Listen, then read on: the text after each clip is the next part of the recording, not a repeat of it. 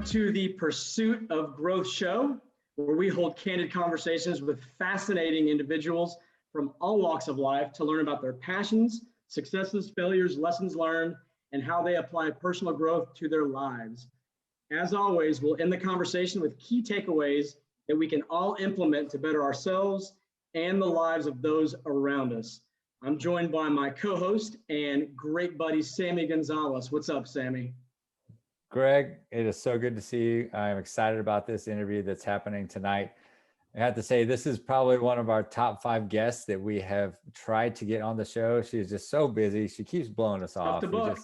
Just really hard to book. That's all it is. Yeah. I don't feel like that's a true story. No, we're joking, kid. But yes, whenever we started this podcast show, you were actually on the list to connect with. But then COVID happened, and we talked a lot about this in some previous episodes, and it threw us for a loop. So for people that have been watching for a while, this was actually a podcast first, and then switched over to this kind of YouTube video style that we're doing now. So we're so excited to have you on now, and I will say that this will be the first of many times that we'll have Mary on this show, as long as she, does everything we say, bribes us the right way. As long as I behave. Good luck. Yeah, right. I'm super excited to be here, and I can't tell you how flattered I am that I made the list at all, wherever I ended up on that list. And I promise we don't tell that to everybody. No, we don't. So. All right. Well, with that, I want to introduce, as you can tell, we know Mary. We go way back, and again, we're really good friends. So she's a very interesting person, and I think you're going to get a lot out of the show. So let me read her bio, and then we'll jump right in. So Mary Lyons attended the University of Texas, where she received her Plan 2 in journalism degrees. In 2003, Mary became a mortgage planner, specializing in integrating a mortgage into the overall financial picture, taking into account tax rates, liquidity, and rates of return. I already sound really boring. I should have sent you a different bio. Well, let me just sound really smart is what you sound like. Yeah, we're going to have a lot of catching up to do on this. That's basically what it is. So in March 2006, Mary left the mortgage industry to become a financial representative at Financial Process Group. In June of 2008, she went on to become a financial advisor at Personal Economics Group, and has continued her journey changing the lives of others for over 13 years. Mary teaches at several national conferences in nationally known financial firms. Across the United States, financial firms have hired her to train their advisors on the remarkable strategies that her clients currently get to take advantage of. I can say that we have spoken to Mary about financial literacy, financial independence, and all things finance before, and it was fascinating. And I really am excited to learn more about what you can teach the audience too, especially about some of those other conversations we've had about some of the lifestyle design. Yeah. So Mary currently holds her Group 1 insurance license, her Series 7, and her Series 65. She is currently licensed in Florida, Kentucky, Maryland. Oh, you don't have to read all that, Pop. PA, SC, VA, and TX. Yeah, I'm pretty sure actually that's an old list. There's a lot more now. She's basically she's nationwide. She's worldwide. Yeah. She's licensed worldwide. I like that. Yeah. I think nationwide is actually fairly accurate. I don't think it's all 50 states, but it's definitely approaching that at this point. Okay. Where you need her to be, she will be there. How about that? That's right. If I'm not licensed there, I will get licensed there. Well, I can't stop your bio just yet, because you have been a recipient of the Chairman's Council Award for 8 consecutive years. And this award recognizes her as being in the top 1% of advisors with One America, which is her broker-dealer. Mary, thank you so much for joining us on this show. Yeah, thanks for saying all those nice things about me. I'll come back anytime. All right, first question. It's always the hard-hitting question, and something that's totally, I think you said, was the hardest question or hardest thing to think about. But you are an avid art lover, and you are also an amazing artist. And I have something that you might not have seen in a very, very, very long time. Oh, I know what it is now that you're saying that. So this was actually given to me. Yes. The Angry Chicken drawing was given to me by Mary a very long time ago. And I actually, when we moved, I lost it. I'll be candid. I couldn't find it. It was in this yellow folder that was actually right here behind this picture that I have of myself and Greg. So, but I found it about a couple months ago, and I was so excited. And it even is signed by Mary too. So it's got the official. So it's official. So collector's item. So I have to just add this in, and I hope you don't mind if I kind of go off script here for a minute, but you guys actually started that journey for me.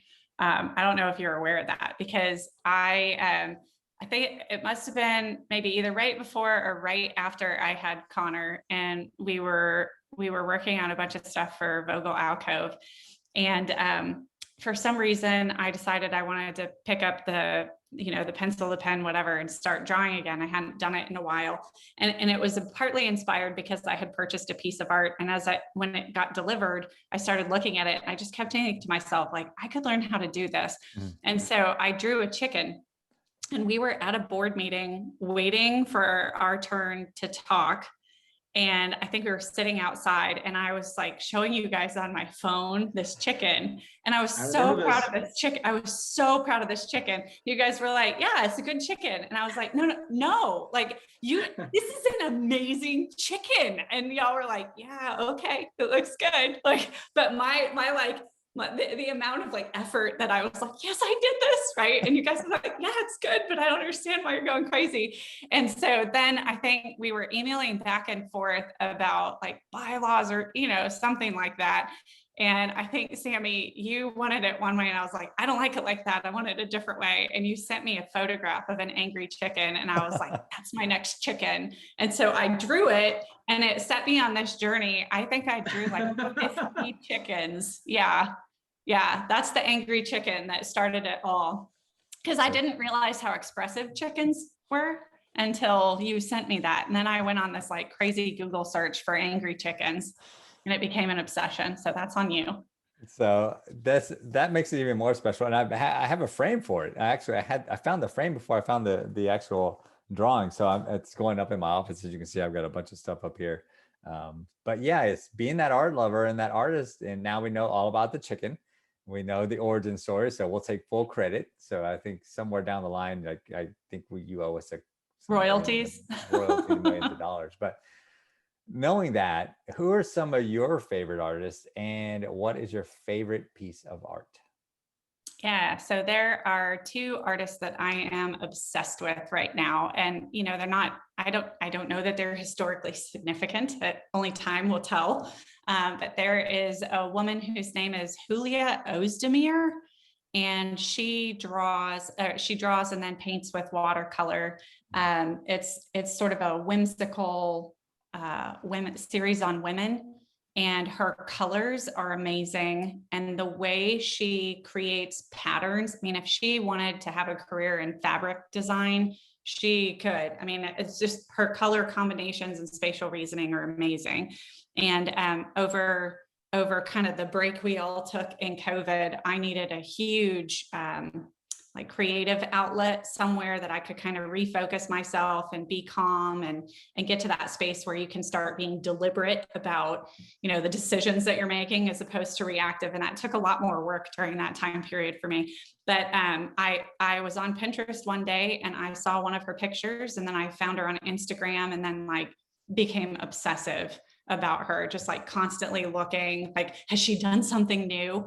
And one of the things that artists frequently do when they are learning is they do something called a master copy, where they pick an artist that they like and respect, and they try to replicate the work in that style to learn the style. And so I actually did that over that break, and but I did it with acrylics and on a different sizing scale. And then I customized it. I actually ended up taking several of her pictures, and instead of doing women, doing dogs. So there's some on my wall that are women, but I'm obsessed with her. The way she uses color just blows my mind. And when I did my master copy, I tagged her hoping that she would be like, oh, hey, thanks for the tribute. But I didn't hear from her. So then I'm like, should I DM her? Should I send it to her? Maybe that's too much. I don't know. But the other artist that I really like is a gentleman named Fabiano Milani. I think he's Italian, and he is not so much whimsical. His style is photorealism. and his artwork, you can't tell it's a painting. And I think he does huge classes, and people go from all over the world to kind of study under him and learn his techniques. But he is absolutely amazing. I mean, hands down, that's another one that I'm like Facebook stalking. No, well, I guess it's Instagram is where I look at all the art stuff, but he is phenomenal. And I think, when I think about the two of them, even though their styles are so completely different from one another, you can tell they take a real like joy and pride in the work that they're doing. And it's, one of them I can try to mimic and get kind of close. The other one, it's going to be years before I just take a picture, right? Yeah. I mean, it just blows my mind that he's, I think he paints with oil, but I don't know how you take paint and create something like that.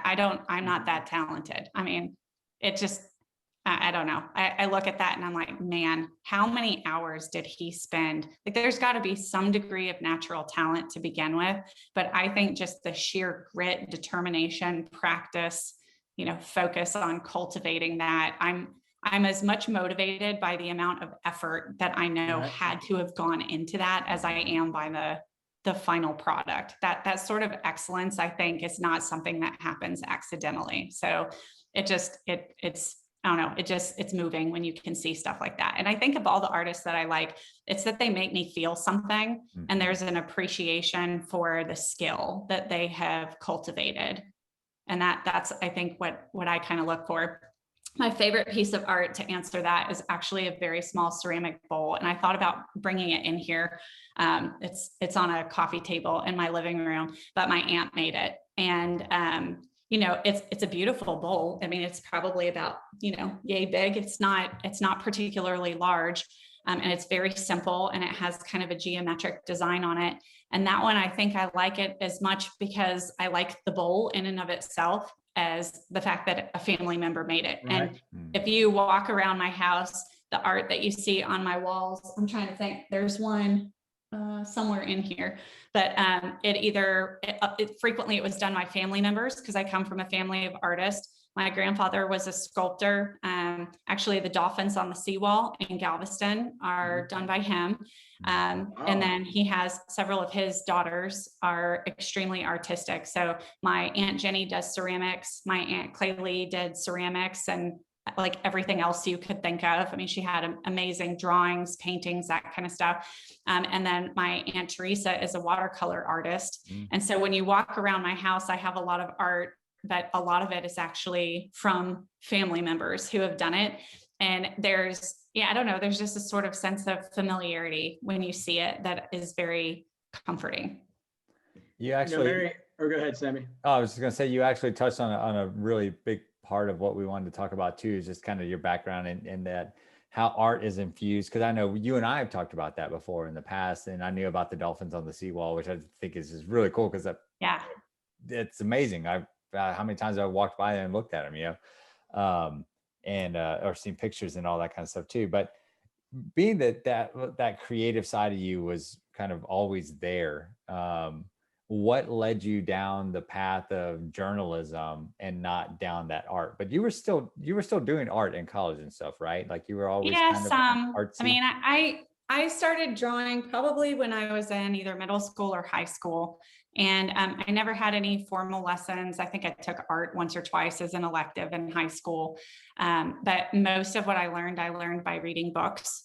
And then talking to family members who are artists. I think it's different, right? Like if you don't come from a family of artists, when you draw something, it doesn't work out, there's no one telling you, oh, that looks amazing. And if you just did this one extra thing, it would fix your problem. Because I can remember being very frustrated drawing something, and then my aunt would look at it and she'd be like, why are you upset? And I'd be like, I can't make it look the way it does when you do it.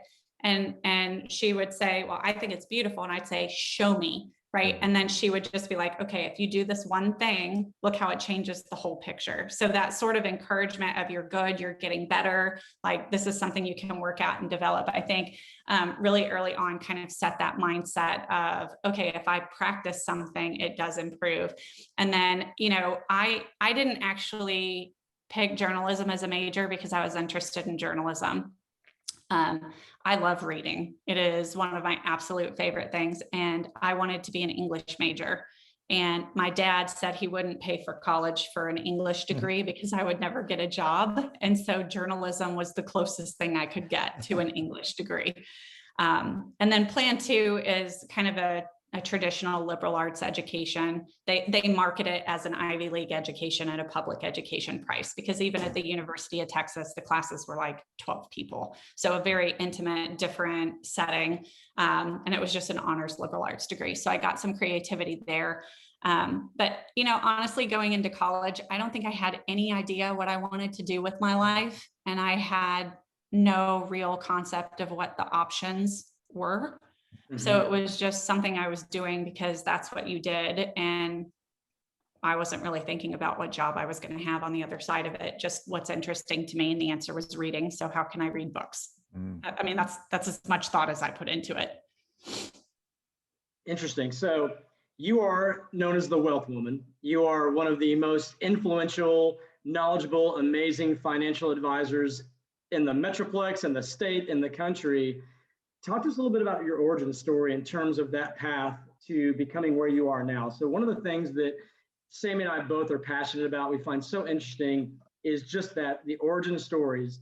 So you're in school, you're pursuing a liberal arts degree. How did you go from that education at the University of Texas into realizing that financial advising could be something that was an option for you? And then what led you to flourish in that? It's kind of a weird journey, and I'll be real candid about it, because there were definitely some moments that I think were really, really difficult. And I think one of the things that happens sometimes is we see people who are successful and we make the assumption they were always successful, or that they have something that we don't that makes them successful. And that drives me crazy. So I hope you don't mind, but when I tell my origin story, I'm going to tell you all the parts where I was really broken. Because I think that how are you supposed to learn, right, if you don't get those pieces? And I wish somebody had kind of sat me down and said, like, here are the hard things that I dealt with. But I think that's hard. That's hard for people's egos, right? Is that they want to be seen as successful. They don't want to remember the parts that were hard. But Mary, and just to jump in, I love that you said that, because the older that I've gotten, and the more that I've looked into just what really helps people, really pursues and sparks growth, is relatability and understanding that oftentimes, like, our failures and our mistakes, that's our story. That's our power, right? That's how we can actually become relatable and actually help people to realize that, like you said, we weren't always successful, and it's messy, it's hard, it's difficult, but so often our egos try to push that aside and we put on this facade of who we are. But if you really, really, really want to grow, it's embracing that messy mistake side, those failures, and you learn that, hey, you win or you learn, right? Right. And that's what keeps you going. So I just wanted to just jump in and say how much I appreciate you saying that. Yeah, well, I think that kind of facade that you just mentioned, to kind of reuse your word, that's lonely, right? Oh, yeah. I mean, human connection only happens through true authenticity and vulnerability. And I think that's something that culturally gets downplayed a lot right now. Like, we like the really aggressive, like, hard charging. That's what you see on Instagram. That's right. Okay. So let's see. So I'll give you a little background. So my dad has been a financial advisor since I was about 4 years old. And so that was always dinner table conversation, but he's kind of not your normal financial advisor. He's an entrepreneur as well. And so the way he thinks about money is different than most financial advisors. And he comes from a background, he has a lot of family members. I think of his 51st cousins, like 45 of them are business owners or working in a family business. Wow. And only a very few of them have, like, normal W-2 type jobs. 51st cousins. I'm just gonna say that was not an exaggeration. Like, it's a combination of Irish Catholic and Mexican Catholic. And when you marry those two together, there are a lot of babies. Yeah. So that was his side of the family. And, they have some really interesting journeys that I got to hear about growing up, because they built multi-million-dollar fortunes and in many cases lost them due to factors outside of their control, and rebuilt them and lost them again. And so those stories are always fascinated me, because it is I don't know, we always think that money is math, but it's not, it's actually human behavior. And so hearing those stories about human behavior and ego and how it affected people's financial trajectories was interesting. On my mom's side of the family, and I'm gonna try to tell this in a PG-ish version, several generations back, one of her ancestors was kind of a playboy, and he got some pig farmer's daughter pregnant out of wedlock. And so the pig farmer basically said, if you marry my daughter, I'll give you half my land to get you set up. And so he was like, yeah, okay, I'll do that. And a couple of years after they got married, they struck oil on the property. And so they ended up extremely wealthy, lots of trust funds, generational wealth, right? And when you don't have to worry about money, you think about life in a very different way. And so I think it's interesting that on one side, you had extremely hard workers who never figured out the planning part. And then on the other side, you have someone who got lucky, not once with the pig farmer's daughter, but twice with the oil, right? And because of good planning, there's generational wealth, right? And so that's kind of background personally. And then the conversations growing up, my dad would sometimes bring home like his case files and black out the names, and he would force my brother and I to kind of sit at the dinner table and help him build a plan. That didn't happen a lot, but it was one of those things where it was like, man, I really just want to go paint my nails and talk on the phone, but I can't leave the table till this is done. And that was one of those things that I think he was very deliberate about. And as much as we hated it, it definitely instilled some knowledge. So I went to college not thinking about any of that. College for me was really about finding myself socially. I already knew who I was intellectually. I thought college was easier than high school. I placed out a college level calculus in my junior year because I thought it would be fun. And I also thought there might be some cute boys at the community college. So like the math brain was always there with the more creative side.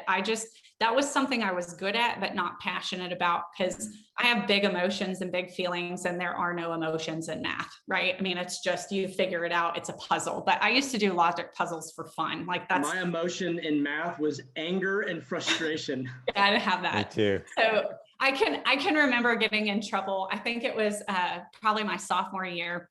I got in trouble in math class because the teacher was talking and I was so bored.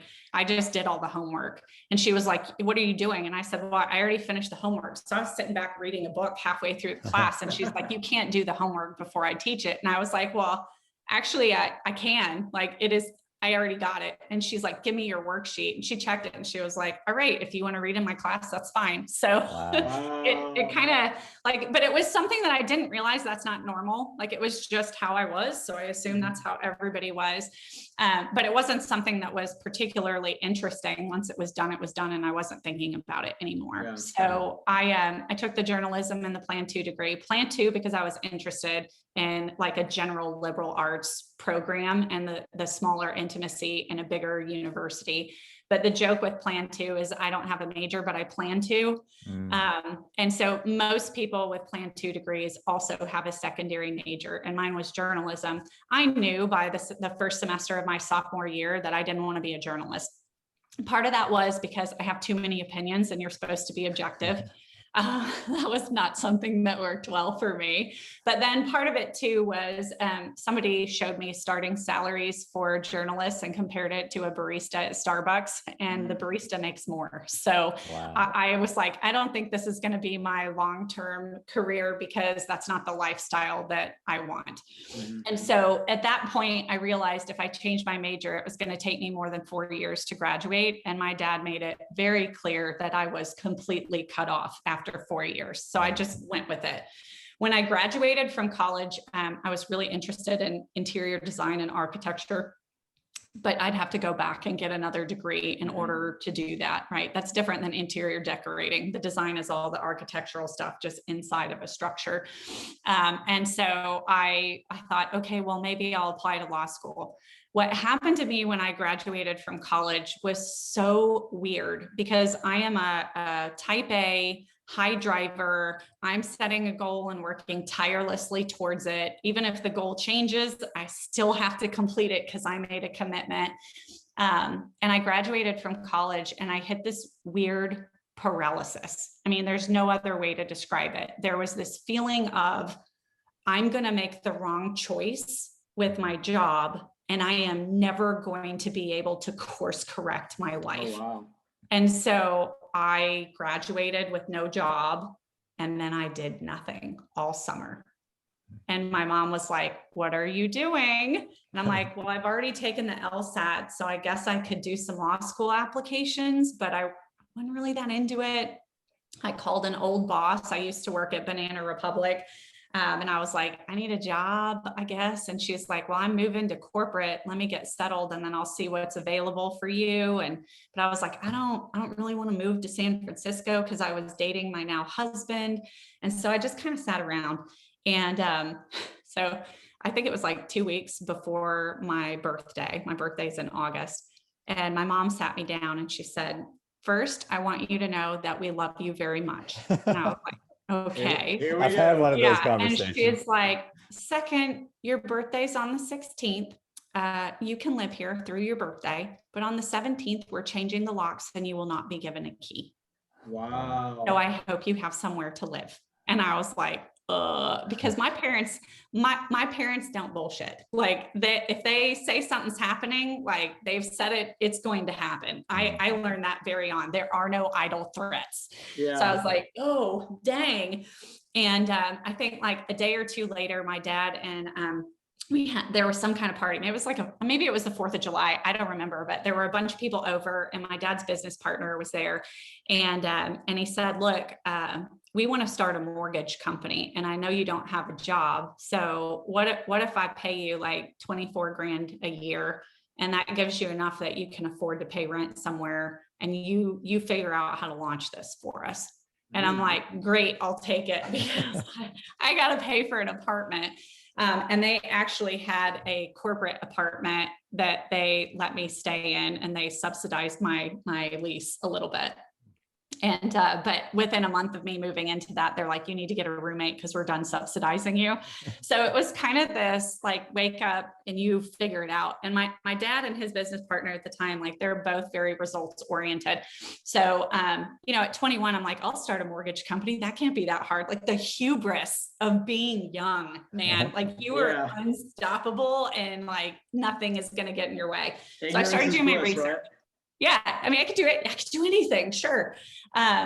So I started doing my research, and I found out that if you have a life insurance license in Texas, rather than being a loan officer and having to be sponsored by a mortgage broker to get your license, you can skip that and just become a mortgage broker, even though you have no industry experience. Well, in order to get relationships with lenders, you have to be a mortgage broker. So I'm like, "Great, I'll get my insurance license." So I did that. And then I turned around and I got my mortgage broker's license. And I'm like, "Sweet. Okay. Now I'm going to start calling lenders. I got to figure this out." And I remember I called the then president of the Texas Mortgage Brokers Association for the state of Texas. And I told him what I was trying to do. And I got the, "Oh, honey, like, you can't do that possibly." And that was like someone had thrown down the gauntlet. I'm like, "Watch me." Yeah. So I started asking around. I started networking. I talked to the right people. We started a mortgage company. We partnered with an existing company to establish the relationships with lenders. We got about 6 months in, and I realized that I was on a draw. I didn't have a salary, and I now owed my dad and his partner $12,000. And I was like, wait a minute. I misunderstood that part. You said salary draw, and I didn't know what that meant. I just heard salary, and they're like, "Oh no, girl, like, you have to do this back." And so I was like, all right. So 2 months later, I had completely paid them back because it lit a fire under me to go and get clients.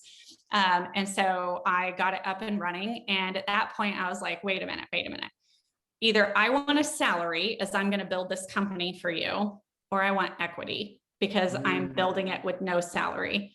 And their response was, you can build it, and then we'll talk about letting you buy in. And I was like, wrong, I'm not doing that.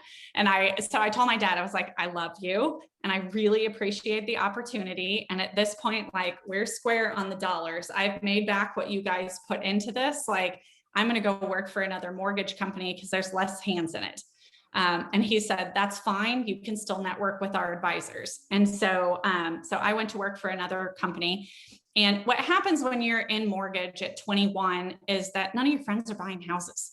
And so in order to make a living, you have to carve out a niche for yourself because there was no salary. Like I never had a salary, so I didn't know any different. Thank God my expenses were low, but I had to figure it out. So I started networking, I talked to people, and I started getting clients. Well, a couple years in, probably 3 years in, I was making 6 figures. And I had pitched myself as a mortgage planner, specializing in the integration of the mortgage into the overall financial plan. So my referrals didn't come from realtors. They came from financial advisors. And because of my background, growing up with my dad, having those conversations, being in the office with the financial advisors for the first 6 months to a year of my working career, I had a pretty decent knowledge because I had attended all the classes I could that the advisors were going to, just because it gave me the opportunity to talk to them. And then, my clients started coming from different firms, and I'm nosy. I mean, you guys know, because you know me, like I want to, like you say, you're doing something, like, why? And what else? And what's motivating that? Like there's like, I can't just accept the given answer. And so when you're in mortgage, you get access to all of the data that a financial advisor wishes they had. You get income, you get debt, you get credit usage, you get assets, you have everything. You know what someone is capable of saving. And so I just started asking people, why are you maxing out your 401k when you've got all this credit card debt? Because the credit card debt's at 24% after taxes. So if you're really having to come up with a 30 to 35% return just to break even, it's like you're trying to fund your retirement with your credit card, and it's not working. But the advisor got to manage the assets they were putting into the other account, right? Yeah. Whether it's a 401k, an IRA, whatever it may be. And so the more we started having the conversation about what should your down payment be, how much should you finance 15, 20, 30 years? How should you do adjustable or not? Should you add on a HELOC? All those questions. What happened is I built enough trust with the people I was talking to that by year 3, almost 70% of my mortgage clients were asking me to be their financial advisor. And that is a problem when their financial advisor is the one referring the client to you. Yeah. So I got to this place where I really began to feel a moral obligation to get into the business, because there was clearly a need for like evidence-based or education-based advice, as opposed to just, I'm going to sell you some mutual funds, or I'm going to sell you some life insurance, or, whatever it may have been. And so at that point, I called my dad and I was like, I'm glad I left on good terms, because I'd like to come back, but this time as an advisor. And they said, yeah, come on, let's do it. And so I spent a year recruiting other advisors for their firm, because I really wanted to understand compensation packages, incentives, like all the things that happen behind the scenes at other firms. And then after a year, I was like, I don't know what I'm doing in this recruiting role. This isn't what I wanted to do. I want to be an advisor. And so I made the jump at that point into being advisor. So the only year I have ever had a salary was that year I was a recruiter. And it was my least favorite, because someone else controlled my time and told me what to do. And I was like, I am way more effective and will work way harder when I'm doing it the way I want to. So that kind of was the jump into that world. And, it's not always been easy, but it's always been the right choice. Talk a little bit about what it was like working for your dad, or with your dad in this case. And, it's you've already given us the backstory, and I think given us a good frame of kind of your dad's personality and the way that he goes about business. Well, I think our audience, in just getting to know you for the last 30 minutes, realizes you are a badass. And like, you are driven, you are persistent. I mean, you are thinking things in your early 20s that a lot of us aren't thinking about in our 40s and 50s. So how did that dynamic work with you and your dad together? It was, I'll be honest, it was hard, right? I mean, some aspects of it were really great, and some aspects were really difficult, because I think in the parent-child relationship, your child is always your child, right? And so I think that in and of itself creates different dynamics in a work environment that just wouldn't exist in other situations. I also think it was probably really difficult for him because my transition in the first year was pretty easy because all of that was in Austin, and I had the network and the mortgage clients and the trust and the relationships and the referral sources and all of that. And so the first year was really, really easy. Right. The one thing that I told him when I made the transition, I said, you can't help me because I don't ever want to be in a position where the people at this firm say you're only successful because daddy helped you, right? Like that to me was just anathema to who I am as a human. And so I can't imagine as a parent, my second year was horrible. So my second year in the business, I moved to Dallas. I did not know anyone here. I looked younger than I was. I was about 26 years old. My brand new husband had started law school. He was completely unavailable because he was buried in books. And so it was like I had this life of friends, family, place in the community. And then we moved here and I lost my best friend to law school while he was studying, and I didn't know anyone. And Dallas, business in Dallas is so different. And I'm going to circle this back to the dad thing. Yeah. But Austin is, let me see who you are, and then I'll decide if I want to talk business with you. So that's what I was used to. And I remember telling my husband, I'm like, did we just move to LA? Because everyone here is like, what can you do for me? And then I'll decide if I want to get to know you, right? And that only happens after I know what you can do for me. And then I'll decide after I know what you can do for me or what you're doing and whether I like you, then I'll talk business with you. So it was just a very, I moved around a lot as a kid, 10 schools from kindergarten to college, which if you're shy like I was, it will break you of that just out of the need to survive. I have a hard time believing you were ever shy. I'm just going to throw that out there. If you take the introvert extrovert quizzes, I'm dead on the money. I will tell you, there are times when I will turn it on for networking and that sort of stuff. But if you were to talk to my husband, which I know you guys know him, he will tell you, when it's pure social, I'm real awkward. I'm just I don't know, I'll just sit here and wait for someone to come say hi to me. It's very wallflowery. And he's like, how are you the same person? Yeah. But so, I look at that time period, and what ended up happening when I moved here is, I think that year I made about $27,000. So to go from a dual income household where you're both making either six figures or close to it, to then, taking on the debt of law school. And I made $27,000. 12 of that was new revenue. The rest of it was residual. So real rough year. And so as a father watching that, knowing I can't help her because she won't let me, I can't imagine what that's like. Right. And as a parent myself, they always tell you in all the parenting books, you have to let your kids struggle and work through their own problems.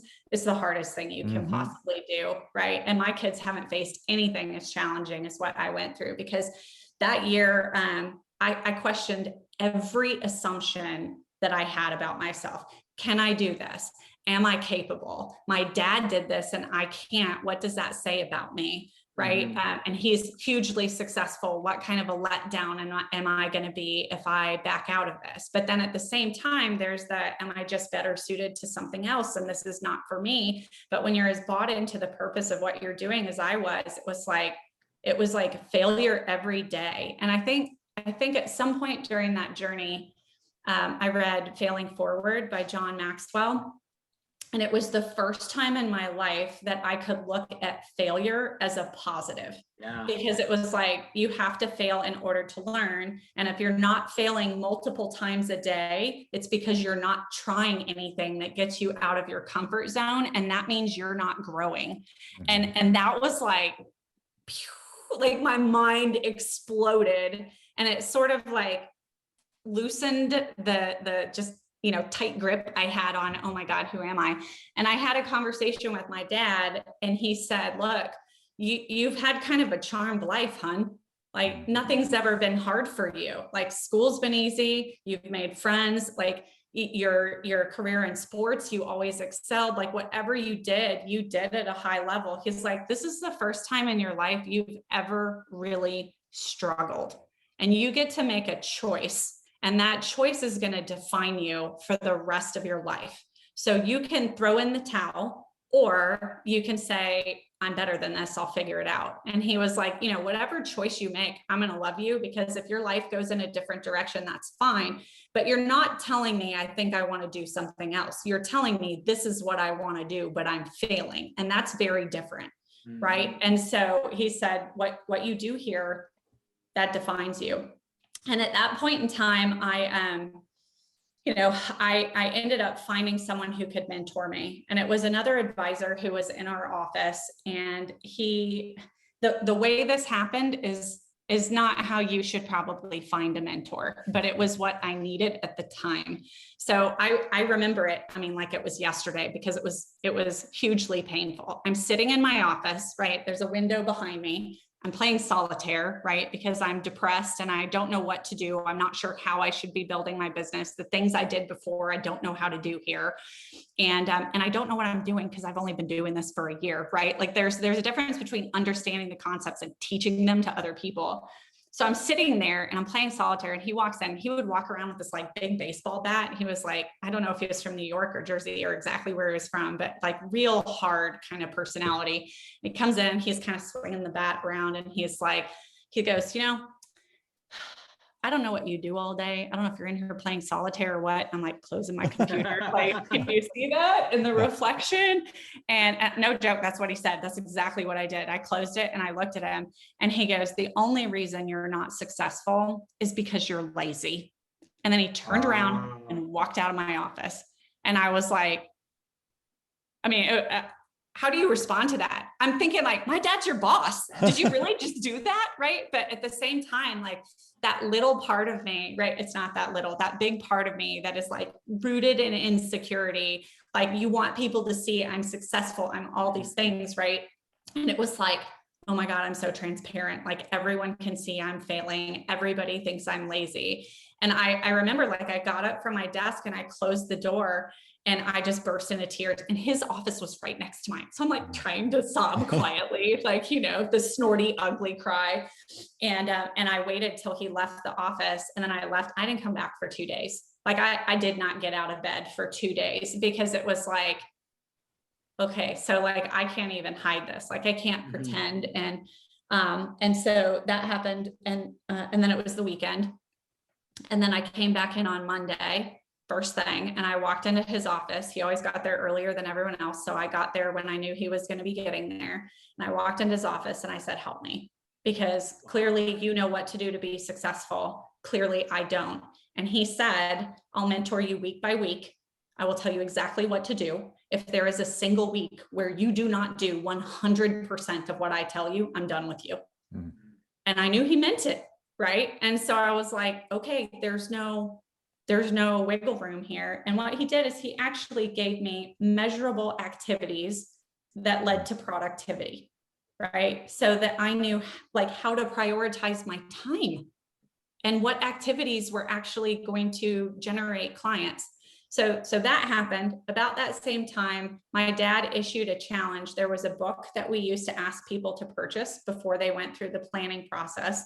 My dad said, sell 30 of these in 30 days. And it was a challenge that was issued to all advisors in the firm. I am the only one who did it, but I did it because my mentor was going to kick my butt if I didn't. Right? I was scared of him. He had that big baseball bat, and I knew he was going to say the hard truths, right? But that's what I needed. I needed somebody who would not be coddling me. Right. And even though his delivery probably could have been softer, I don't know if I would have heard it had it not been so brutally honest and cold. Right. But that sort of like, let's address reality here, I think is something that like you can't grow if you don't know what reality is.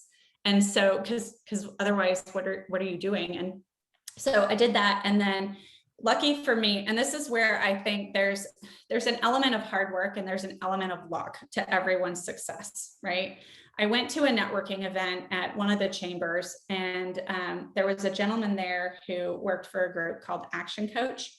And he approached me and started talking about what he was doing. And he said, look, he was just getting started himself. So he said, I'll coach you for an hour a week for $500 a month, which is so inexpensive. And for a good coach, I mean, that's nothing. And I was like, I really like everything you're saying, but I can't afford you. And he said, what can you afford? And I said, you're not understanding my situation right now. I cannot afford anything. Yeah. And I said, but I really want to do this, but there's no way I'm going to convince my husband that we're going to outlay $500 when like I'm not making any money. Like I go months without a paycheck. And his name's Dennis Wagner. He works for Goldman Sachs now. He went in-house but he said, look, I'll coach you for a month. And at the end of the month, if you think it's worth it, you can start paying me. And like, what a flyer, right? I mean, and why me? I mean, because I was a hot mess at that point in time. There's no other description. But I was like, okay, I can do this. Like, I can do this. And a month in, I had made enough progress that I was like, I went home and Mike threw a fit because he's like, we don't have this money, right? And he's seen my struggle because he's the one that's had to deal with me when I'm crying about how incompetent I am, right? And I'm like, I need to pay this random stranger $500 we don't have. I just remember he was like, all right, if you're telling me that this is worth it, I guess. And I said, let me put it this way. You're going over $100,000 in debt to get a law degree so that 3 years from now, and it was 4 because he was in the evening program, 4 years from now, you can make 6 figures. I'm not taking on that much debt. I'm asking for $500 a month and I will cut it off in 6 months if I haven't made progress. And he was like, yeah, all right, that makes more sense. I'm not going to say anything to you anymore. So Dennis started coaching me, and what he did is he actually helped me understand that I needed to build a process. And I will tell you, he also had several conversations. Like at some point, he actually said the words to me, okay, you've cried about it. Now put on your big girl pants. What are you going to do about it? Right. And so there's like all these moments where people said like, all right, it's fine if you have the emotion, but like, get over it, do something about it. What are you going to do? Right. The action kind of side of things. So Mary, a question for you that I'm curious about. So, through this story, it makes me think about just challenges I've had in my life, right? Yeah. And there's that little voice in your head that like you catch yourself saying, I can't do it, or I'm afraid to do it, or like, this is going to be really hard. It's constantly chatting in your head. Yeah, still. Exactly. How do you address that voice? How do you silence that voice? You want the truth? That voice. I want the truth. Okay. So, So Eric Alexander, who is my investment specialist, and he and I have worked side by side for more than 12 years now. He and I started at roughly the same time. I started a year ahead of him. So we went through some of the same struggles at the same time. He is an avid reader of self-help, nonfiction, like all kinds of stuff.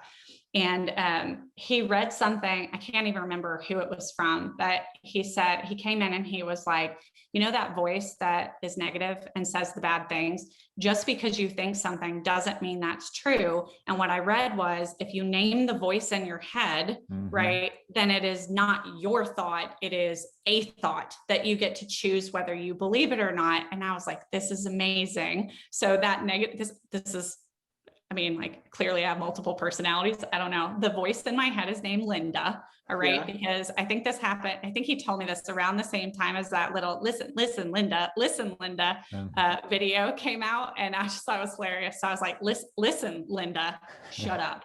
So I will tell you that even today, when that happens, like I'll be in my office and I'll just be like, shut up, Linda. And then I like move on to the next thing. But Mary, you may not believe me, but right now, this moment, I'm working on a blog that is about name the voice in your head. Yay. And with your permission, I would like to add your story, what you just told, as an example of someone who's doing it. But this is actually an exercise I always talk about people about. You've got to replace weak thoughts with strong thoughts. Right. You've got to take your thoughts captive. And I have a lot of different things that I do with that. But very recently, that little tip made its way across my desk. Yeah. And I've started naming that little voice in my head, and I do the same thing. I tell it to shut up. What's his name? Who is it? I need to know the name. So I'm a man of faith. Shut up, Satan. So okay, that's Satan. Good, right? Yeah. That's good. Up, Satan. Boom, gone. Not today, Satan. Not today, Satan. Shut your mouth, Satan. We need to find out where that right? That works. That's so dead on, and it's something that like, even when I'm coaching our girls in sports and stuff like that, they come off the field, something bad has just happened. They're in a funk and they're like, you can tell they're beating themselves up. I'm like, what's happening in your head? Let's talk about it. Yeah. Right. I'm like, tell them to shut up. And it's funny because now they all like, they're like, I don't use shut up when I'm coaching like elementary school kids, but they're like, be quiet, Linda. Like you can hear them in the dugout. You be quiet, Linda. That's not true. And I'm like, yes, it's taking, because I mean, to me, that's where you learn the life lessons, Yeah, right? absolutely. The discipline, that sort of stuff. That's such an opportunity as an adult to like pass that on with kids. So anyway, so I went from 27,000 to 80,000 to 250,000 of revenue, right? Using this. And so it was like my third year, I broke into the top 10 advisors at One America. And that in and of itself was so great. And I was so excited, but I'm gonna tell you, it created so much fear for me, because once you do it once, you're like, but can I repeat it? Right. And the pressure is so much higher because you're waiting for people to be like, yeah, that was just a fluke. You're not that good. Right. And that's when like that imposter syndrome really shows up. Mm-hmm. Yeah. Right. And it gets challenging. So figuring out how to like relieve that pressure and just keep doing the work. And that's where like that activity worksheet that my mentor had given me was like, I just went back to that, just do the activities, don't worry about anything else. And there's a proverb, I think it's like 23, but I'm probably going to get that wrong. It's, you can prepare the horse for battle, but God decides the outcome. Mm-hmm. And that's like, it's my favorite proverb, because it's very much, you do the work and then you leave the rest to God. Right. But if you do the work, if you don't do the work, you're not prepared. You have to do the work. But, like frequently the outcome happens in a totally different way than what I thought was going to happen. Right. Usually what I think is going to happen and what actually happens are two different things. But you have to be open to that. Right. You just have to actually do the work. And then I've stayed in the top 10 pretty much ever since then. I've never actually been number one. I've been like number 2 and number 3. And then like right when I maybe could have been number 1, I decided to start my own company, and they don't report the owners anymore. Oh. So I'm not even on the charts, and I'm like, oh, okay, that's fine. I know what my numbers look like, and that's enough. But it's I don't know, that journey I think has been, and I'm going to say like the same doubts are still there. I'm still the same person. I think I have done a tremendous amount of self-work and growth and that sort of thing, but I don't know if the insecurities ever completely leave you, but I still work with a coach. It's a different coach at this point. And the coach I work with is all about mindset. His name is Kevin Keppel. And his gift is really helping you. Like, I think there's 2 places you can operate from: fear or love. And he says this all the time: fear or love. Fear is all about yourself and your ego and protecting yourself, scarcity. Love is all about abundance, service to others, making the world a better place. And so he has really helped me clarify what's my real motivator here: fear or love. And as long as I'm operating from a place of love, it's amazing what happens. But the moment you pull back into that place of fear, it just like everything falls apart. And so I talk to him once a week. And everything is about, let's catalog your week. What was fear? What was love? How are you going to be in that place of love this week? What do you need to get rid of? How do you need to change your mindset? And, and he's a business coach. He does all the like fundamental business things, but he's like, you got that covered. Like, I know you can figure out the business stuff. Let's talk about your mindset. Wow. And that's huge for me, because I mean, there just aren't that many people you can have that conversation with. So I thought you cut out a little bit. You were on a roll there, because the mindset thing is so key. Like, I mean, there's so many different people that we've talked to, and we just had a recent conversation, which Greg will know what I'm talking about, with a different individual, where I had to like reframe a mindset of someone that was going through some things. And I told him, I said, the reason he was providing excuses to himself was because he was acting as if he was the only thing that mattered. Right. And you can act out of that scarcity or an abundance mindset.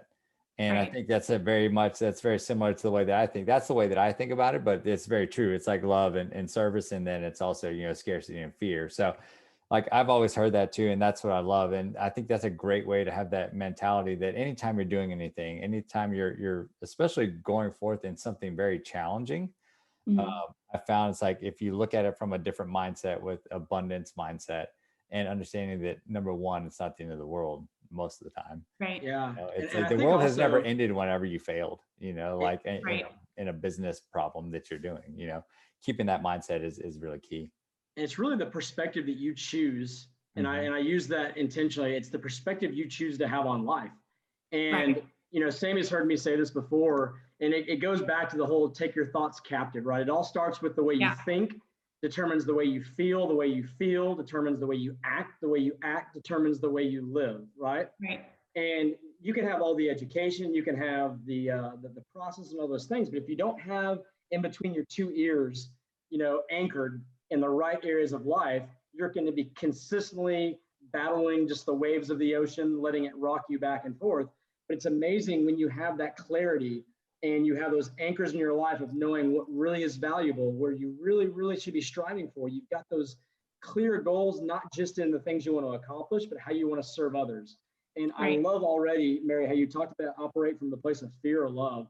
That's a really, really great way to kind of frame that and to bring back and say, where are your anchors in life and where are you coming from?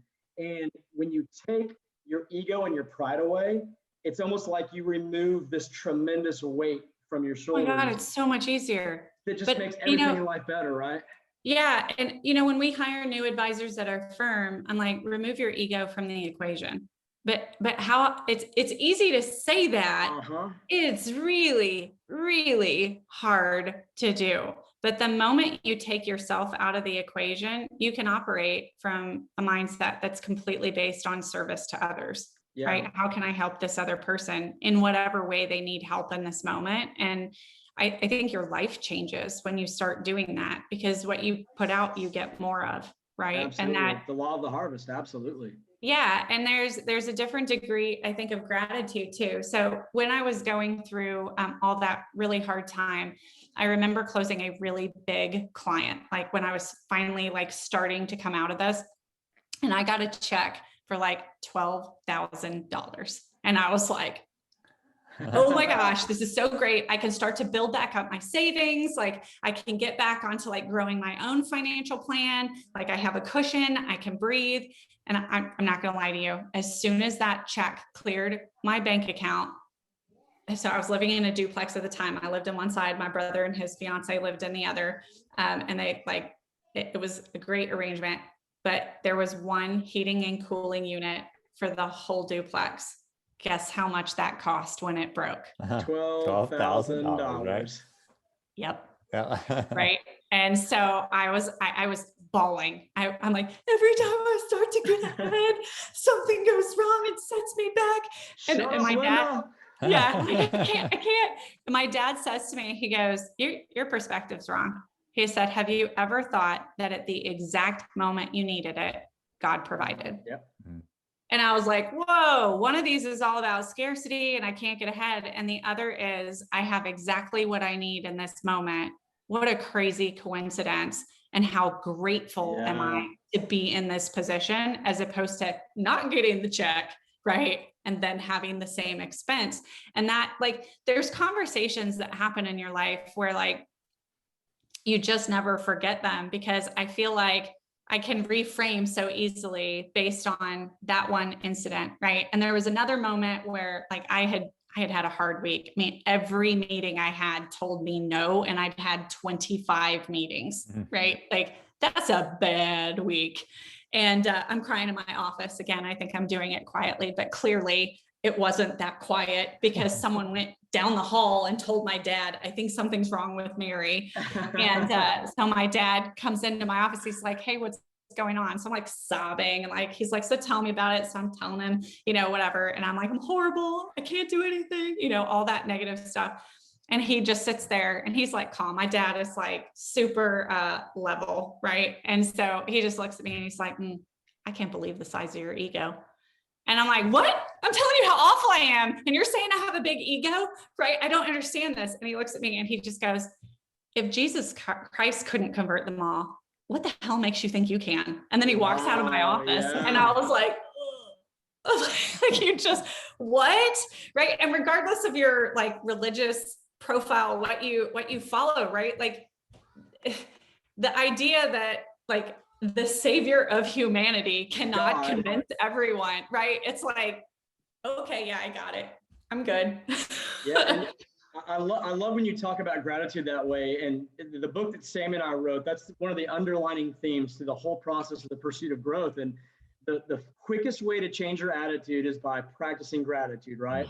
And it's also it's the antithesis of, as you start growing your pride and your ego, it's what pulls you back and keeps you level. And for me personally, I have an exercise. I have to do it daily, and I'll say that again. I have to do it daily, and it's usually in the morning in my prayers, and at the end of the night, I go through and think of things that I'm grateful for. And it's not just like my accomplishments. It's those little things like, man, I'm just grateful that, man, the sun came up today, right? I'm grateful that I was able to have a cup of coffee this morning. I'm grateful that I was able to talk to my mom on the phone today. Yeah. And like challenging myself to think on all these different levels. And when you do that, it's just like you're wiring your brain to just release serotonin and dopamine. Yeah. And just to make yourself feel a little bit at ease, more peaceful, it relieves the stress. And it just makes you realize when the tough things in life happen, you're able to handle it because you've got this underlying sense of joy and gratitude that are just kind of that mellow, like life force that is within you. And I tell people, man, if there's one habit to pick up, practice gratitude daily. Yeah, I 100% agree with you, right? I mean, it totally grounds you in like the joy aspect of life. It gives you, I think, a sense of peace, right? I think that's that's the thing I think as human beings that we're all really looking for is peace. Right. And it's the thing that is the hardest to attain because we're always looking for the next thing, or we're judging ourselves by someone else's scorecard because we haven't made our own. We aren't being deliberate. We're being reactive. And I think when you go to that space of gratitude, you can find peace because you have so much to be thankful for. And it's not if something goes wrong, it's when, right? Life is not always roses and, beautiful things. There are hard moments in life. But when you contrast those moments and you remember they're fleeting and that under it all, you're going to be okay. That's good. I don't know if you guys ever do this, but we do something. I try and teach advisors this, but I have these conversations with friends a lot. We do something that I call the pre-mortem, like, because everyone wants to do the post-mortem after it's happened, what went down, like, what can we learn for this? But I have found the pre-mortem to be just as helpful, if not more so. Let's play this out when it goes horribly wrong, right? And when you do that, like it always ends up, for me at least, like I'm living under a bridge and like I'm a crazy cat lady and I'm allergic to cats. So that's a really bad thing. But you start to realize like how ridiculous the fear is when you play it out, because you're like, I would never actually get to that point. And then it's like, well, okay, I'm going to be fine. However this turns out, I'm going to be fine, right? Maybe hard in the moment, but that's passing. And then I'm going to go back to being just fine. And there's a TED Talk on happiness where they interview, I think, 3 different, well, I guess maybe it's like a summary of a TED Talk, and they look at 3 different people talking about happiness. And they say that almost without exception, that when people go through trauma, whether it's a divorce or, something bad happens, they lose a job, and there's exceptions to this. So I don't want to minimize trauma. That most things that people experience that they would label as a trauma affect their happiness for no more than 2 months. And then 2 months down the road, they're back in a place where they're okay. Like people think their life is ending because they're getting divorced. 2 months later, they're okay, right? They're rebuilding their life. They're focused on different things. And so I think part of what happens when things go bad, at least for me, because I project things into the future. It's what I do in my job, right? Like I have to think about how this affects in the future, but it's kind of what my brain does. It's strategy. Let's play out all the possible scenarios in the future. So I can get stuck in those negative loops. Something goes wrong. I'm like, what if this continues forever? Right. And so when I'm happy, I'm always going to be happy. And when I'm upset, I'm always going to be upset. And you're dead on, Greg, in those moments when I go back to gratitude. Like it's easy to pull myself back and be like, it's not that bad. Yeah. So many people, for me, or go ahead, Sammy. I was going to say, so many people, like they try and get to a spot in which they can think they don't have to work on it anymore, right? They think that it's a part to completion.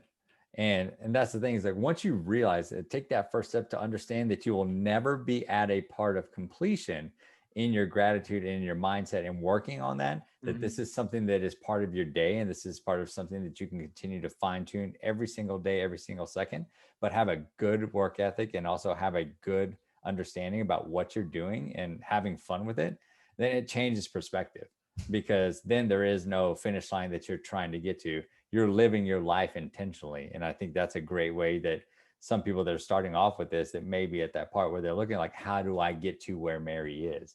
Well, listen to all the stuff that you've been saying. Mary is not at that finish line. Mary is not plateaued. Mary is still working towards what she wants and to achieve what she wants her mindset to be. And then also, but it's not like a, oh my gosh, I'm still working towards it. It's, oh my gosh, I get to still work for it. It goes back to that mindset. Yeah. Sonia, do you guys know Sonia Azad? She's a reporter for WFAA. She's their, yeah, so she's their health and wellness correspondent. And I was friends with her roommate in college, so I have like a little connection to her. But she spoke at some point, and I've been to her wellness retreats, because I just think the way she thinks about the world is amazing. Like that ability to filter through, like, I remember at some point my dad and I had gotten into it, and it was business related, but it was bleeding over into personal stuff. And I listened to her speak, and she happened to be speaking on gratitude for the things that are the worst in your life. And I'm going like, what? No, I don't think so.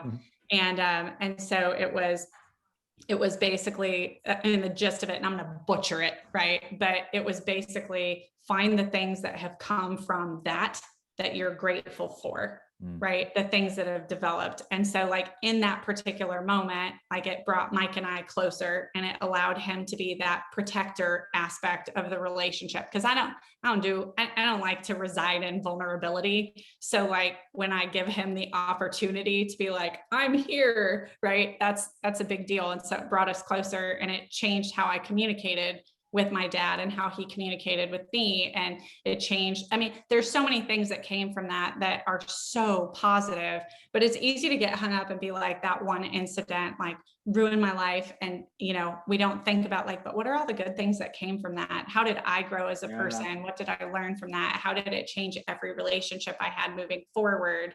How did it set my ability to like set boundaries, all those things. And that idea that you can be grateful for the bad things in your life. I was like, wait, hold on. Like, can we have a coffee? Because I need a deep dive here. Can you please show me how to do this? And that, that's the kind of stuff it's easy to be grateful for the things that are good. But I mean, do you have experience with that? Have you done exercises like that? So where you? It's interesting you say that. I actually wrote a blog. I'll send it to you. Yeah. It was a different way to picture gratitude. And the basic, it's all about being grateful for your trials. And in fact, a saying that Sammy and I both love is, trials either build you or bury you. It's all about your choice. And through the darkest moments of life, you can always find silver linings. Now, the silver linings don't necessarily overshadow the challenge that you went through, but they're those things you can grab onto, and you can say, okay, this is where I can learn, heal, and grow. And it's interesting, adversity is what makes us stronger. For people of faith, we realize that there's a reason why we go through trials. Is one, it forces us to focus our trust in God. We understand that it builds us to be stronger in our character and our abilities and our persistence and our work. So it's a difficult exercise to go through, but it kind of goes back to that saying that you may have heard about, getting to a point where you're comfortable being uncomfortable, right? And so it's looking at trials, it's looking at our challenges as opportunities. And so when that happens in life and you get hit, you're going to fall down and it's going to hurt. But then you've got to have the training in your mind to say, okay, now how can I learn from this? How can I grow? Where can I find that silver lining? And how can I start crawling forward? And I think, again, the practice and the repetition, the training in that is a superpower that if you can apply that to your life, it sets you up to be able to do some remarkable things. And again, it's like we talked about earlier, it's easy to talk about it. It's much more challenging to actually implement it when life comes crashing down on you. However, if you work on it, you will be able to pull that off. And it's amazing how it will change your life. Yeah. I think people also need to have the perspective of this too, especially if you have the opportunity to sit down and listen to this.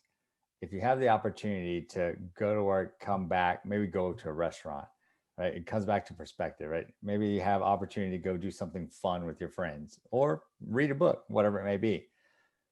For a vast majority of people, the challenges and the impacts of their lives are not as difficult as they seem. If you Right. look at it in a grand scheme of things, and it's something I work with my kids, right? They say the words always, they say the words like it was terrible or whatever it may be. I was like, well, and I have experience with children that are affected by trauma. I said, do you want to learn a story about a child that I used to know? And this was their story. And then their eyes just like, what? It's like, yeah. So like when I'm yelling at you because you're jumping off your bed, and I know because I can hear them doing it right now. So whenever I'm yelling at you to stop jumping off your bed, because you could really injure yourself if you think about it, and we're not up there to help you. Like, giving them some perspective, like then they finally realize, okay, like, the things that are impacting me right now aren't truly as bad. So I want people to also have that mindset of the world is not always crumbling. It's not a Chicken Little, right? It's Right. not always going to be that bad, but recognize how to get yourself out of those situations in a process and a procedure and a mindset and those rituals, whatever it may be, that get you out of there as fast as you can, but learn from it. But then also understand that life is going to be okay. I think what you Majority of it. just said, Sammy, like it's so key, because I find that frequently people keep like putting themselves back into the same situation, right? Like God's going to keep giving you the opportunity to learn, right? I mean, that's why I'm so careful about what I pray for. It's never patience. Like I don't need that opportunity. I don't want that right now. I'm probably going to get it because I even said that, right? But I think so frequently what you said, get out of the situation and learn from it, like figure out what you're supposed to be learning from it is key, because sometimes people are unhappy and they keep doing the same things because it's comfortable and familiar, right? And that goes to the making yourself uncomfortable that you said, Greg. Like that's hard because you have to be self-aware, right? You have to be doing the analysis. And I think one of the things that's hard, and I would love to get your take on this, because this is where I'm going to like be the student here for a minute, is, when you're in a situation and it is uncomfortable, right? And you know that you're like repeating the same thing. How do you break yourself out of that? Like, how do you manage, like think about self-esteem for a second. How do you manage that sort of cold reality of I'm messing this up without going into like I am messed up, right? Because I think so many times people don't want to do the self-analysis that is required to grow because they're afraid of what they're going to find if they get really honest with themselves, right? Because I think what I have found, the older that I get and the more I start talking to people, is that most people don't like admitting their flaws. When you call them out, they get angry because that's a protective measure. Even if you're gentle about it, right? They're like, well, I'm not going to do this. I'm going to go do something else that makes me feel good in the moment, right? How as a human, how do you get to the point where because for me, this came like the self-analysis and that like cold hard truth came out of necessity, because it was like, I'm already failing, right? Like it can't get any worse than this. I might as well be honest about why, and then start to work on those behaviors. But what are the steps that somebody should take to do that self-analysis? Because I know I still have blind spots, right? We all do.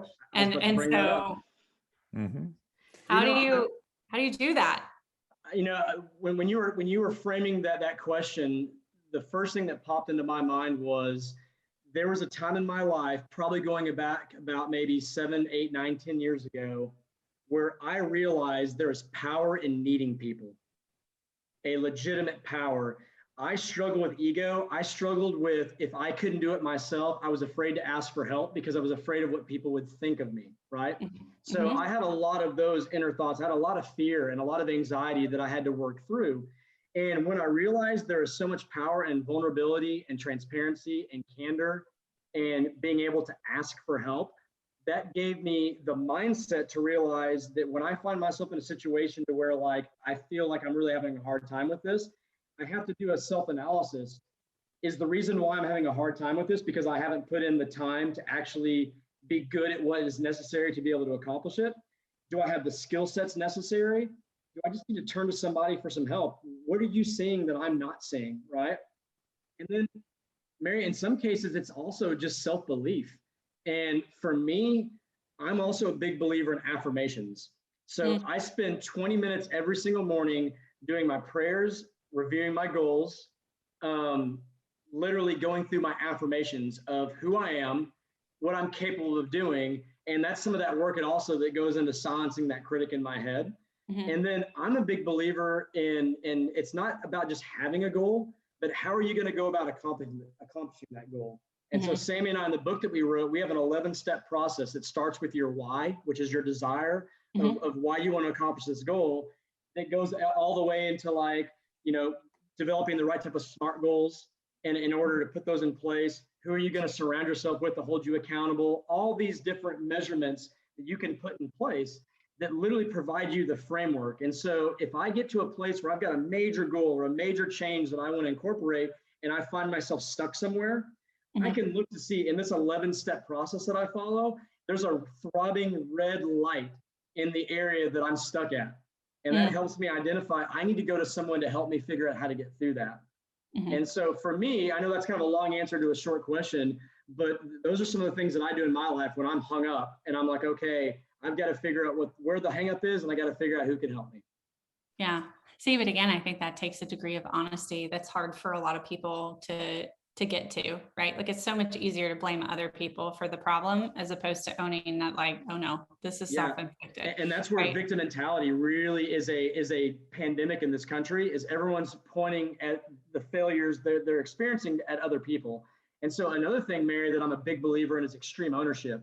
And when you stop making excuses, and literally it's almost like that voice in your head. So when you're telling Linda to shut up and I'm telling Satan to shut up, as I start giving myself excuses, I'm telling me to shut up, right? And again, but that takes a lot of work. And I didn't just come to that overnight. It came with a lifestyle of really pursuing personal and professional growth and development that got me thinking differently and surrounding myself with people like Sammy, surrounding myself with people like you, people that think like-minded ways, that challenge you. It's so many variables that go into place. That's a great question, Mary. I wish I had just one specific answer for it. No, I think it's a good, lot right? of things to go into. I'd love to hear Sammy's thoughts on that. Yeah, I would too. And I have something that a friend of mine said that I want to add in here too, because I just thought of it while you were talking to that, but I wrote a note so I won't forget. Yeah, good. I was going to say I don't think there is a specific answer because I come from my background, my upbringing is both my parents were mechanics. And so my dad was an automobile mechanic. My mom was an instrument mechanic where she worked on fine-tuned instrumentation. And so like I come from a very process driven, very break everything and then try and see if I can put it back together kind of mentality. And so it's like, and I like to tinker. I used to get in trouble for leaving tools out all the time because I wouldn't put them back. But I think that any situation that I find myself that leads me down a path where I'm like overwhelmed or at that spot, right, where like the original question was basically, what happens when you get stuck, right? Well, I think one of the biggest things that you can do is, I'm also a big believer in batching, is to take a step back, step away from your problem, and then start to use pattern recognition and start to say, okay, have I been here before? Now, is there any similarities to one of those issues that I've had before? And what did I do to solve that issue in the past? Is it relatable? Can I utilize any tactics or tips or anything that I've done in the past to help me kind of at least inch myself a little bit closer to getting that problem, challenge, whatever you may call it, achieved, or that goal achieved? But it is something to step outside yourself and look at yourself. And it takes that mindset to be able to do that, to remove yourself from the situation and say, if I was able to help somebody else through this problem, how would I help them? And then you can take that and start to say, okay, if somewhere else were helping me, these are the things they would tell me to do. And then you can start to put those pieces together. And so that's the kind of a little bit shorter answer. And that's, I can go on and on and on with many different other tactics and tips.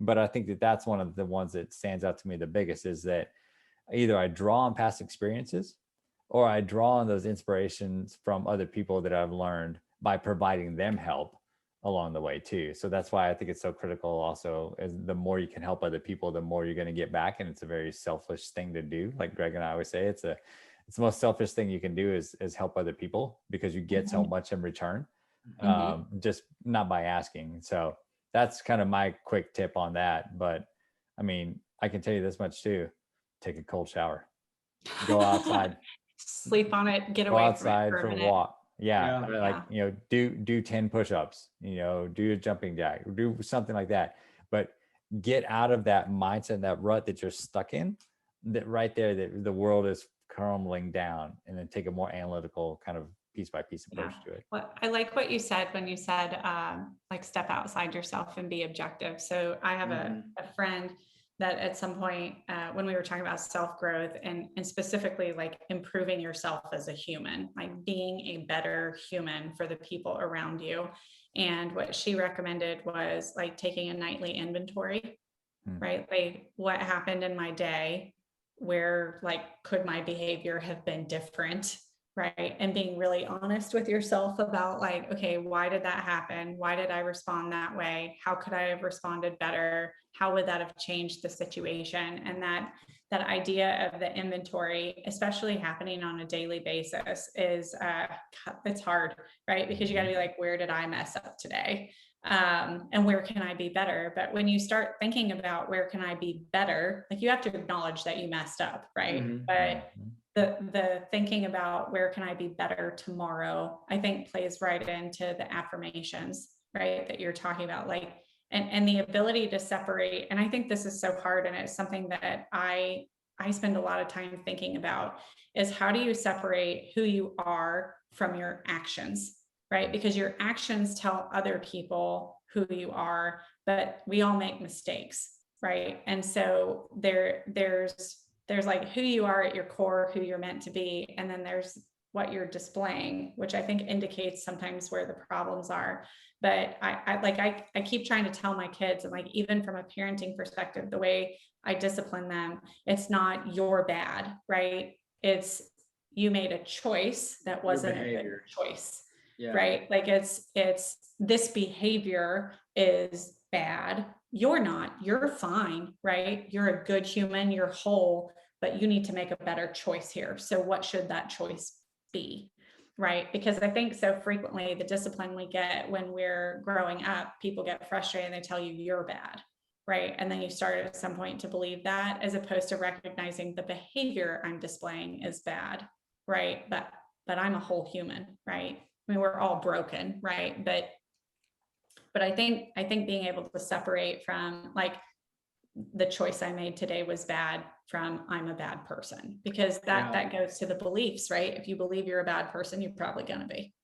One of the things that we talk about in the book, Mary, is we believe there's 11 focus areas of life that people should be intentionally working to grow in, that ultimately you can take any initiative, any example of a goal, and it will fit into one of these areas.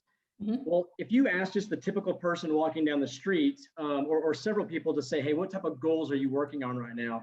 You're probably going to get something that's financially related. Sure. I want to make more money, something probably to do with health. I want to lose some weight and look better. And maybe, I really want to be able to purchase this, or I'd like to be able to have this.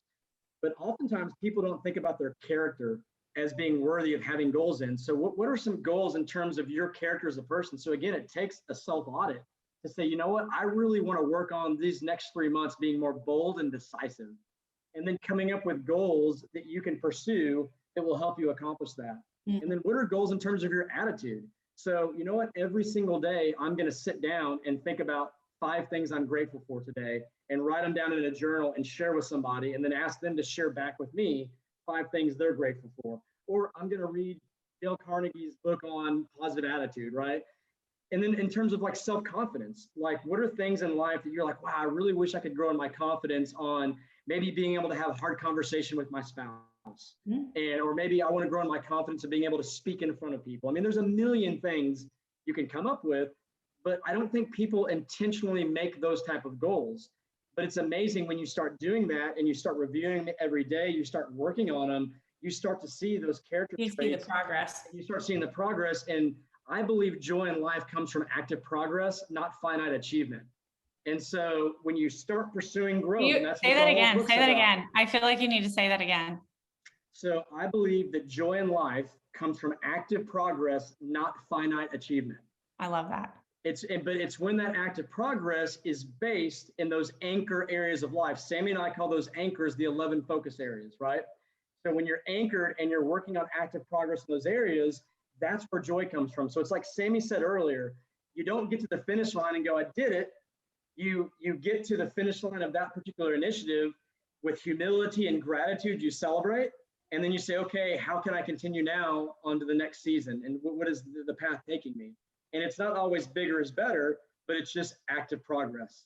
And that's been the major transformation of my life, is that core belief. I'm like, I wrote that down. I'm going to use that in my team meeting. We're going to have lots of discussion about that, because I love that. And I think that one of the things that I see happening is there's this sort of like passivity that happens. Like, I'm going to sit here and wait for a sign. I'm going to wait until God tells me what to do. I'm just going to wait and something will fall in my lap. And I've always believed that a wise man or woman creates more opportunity than he or she finds, right? Like it's, if you're just waiting, yeah, some things might happen, but I have always found that I find clarity through action.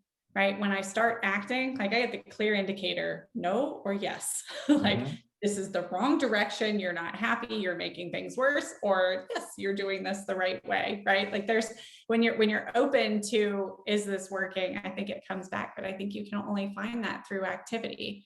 And like achievement is, it's fleeting, right? Once you do it, at least for me, because my, like on my strengths finder, I think it's either my number 2 or my number 3 is achiever.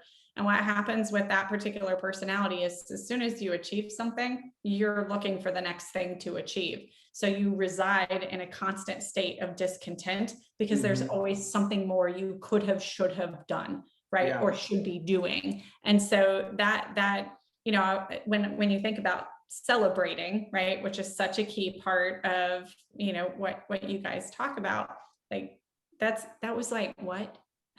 like I'll do the activity, but then I'm just going to go to the next activity and the next activity, because that's just like ingrained into me.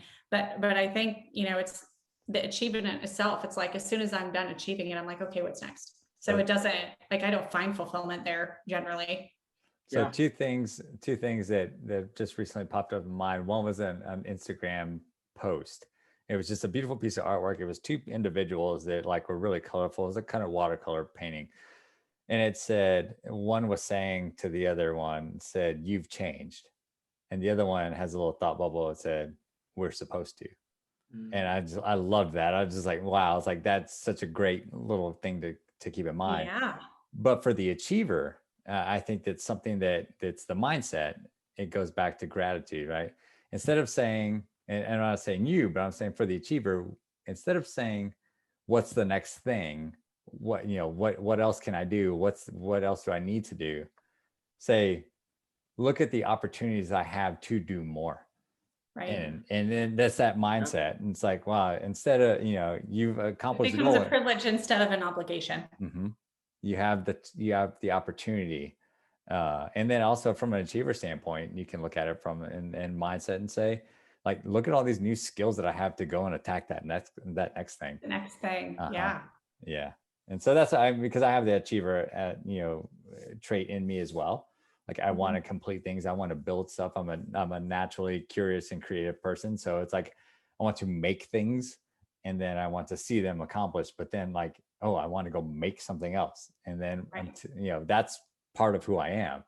So I like to build, I like to trailblaze, I like to be out in front, and I can get passive in the stuff that needs just maintaining. I'm kind of like, oh, okay, well, I got to go back and do that. But then it's like, okay, well, put a different mindset on it, right? I go back and look at something that just needs maintaining. It's like, how do I maintain it better? It's like, and then I'm like, I oh, do that okay. more efficiently, so I don't have to maintain it again for a while. Exactly. Yeah. It goes back to my garden. Last year I had a very small garden, first time I ever gardened, and I was watering the plants every day. I was doing all this stuff, very manual process. I improved on that process. I have an automatic sprinkler that goes off to them. So now I go Built and a whole irrigation I system. did. So now I go and check on them Farmer Sammy. versus having to go and like actually do the work, because I've learned that now I have the opportunity to make that better, faster. And then next year I'll probably have some other kind of contraption whenever my next harvest comes up. Just be So, bigger. It's gonna get bigger. yeah. You're I know. I'm start gonna go for the world Okay. record cucumber or something like that. Yeah. And I don't even I need love it. cucumbers. So yeah. It's just to see if you can grow it. Right. Well, Mary, as we start coming to the 2-minute warning here of our show, as we start to ramp down and start to close things down, we like to ask all of our guests 2 questions, and they're subjective, and so there's no right or wrong answer. But the first one is, gosh, we've already discussed probably answers for this question, so I'm going to rephrase it a little bit. But what comes to the top of your mind in terms of maybe a piece of advice or wisdom that you've learned in your life that helps spurred you on in a commitment towards personal growth? Is there an actionable tip or something that made an impact on you to think, hey, this is something that needs to be a key element of my life? Yeah. Actually, this came from Sonia Azad again. Mm-hmm. So at her yoga retreat, she was talking about approaching yoga with a beginner's mindset, but then she branched it into life. And I think it is so easy when we achieve success to think like, oh, I've made it, sort of get into that arrival syndrome. But I think regardless of how good you think you are at something, if you constantly approach life, all aspects of it, with a beginner's mindset, you naturally come from a place of humility and you learn a whole lot more than when you come from, I already know this, let's move on, right? Because even if you think you already know something, hearing someone else's perspective on it oftentimes just gives you a little tweak in the way you're thinking of it.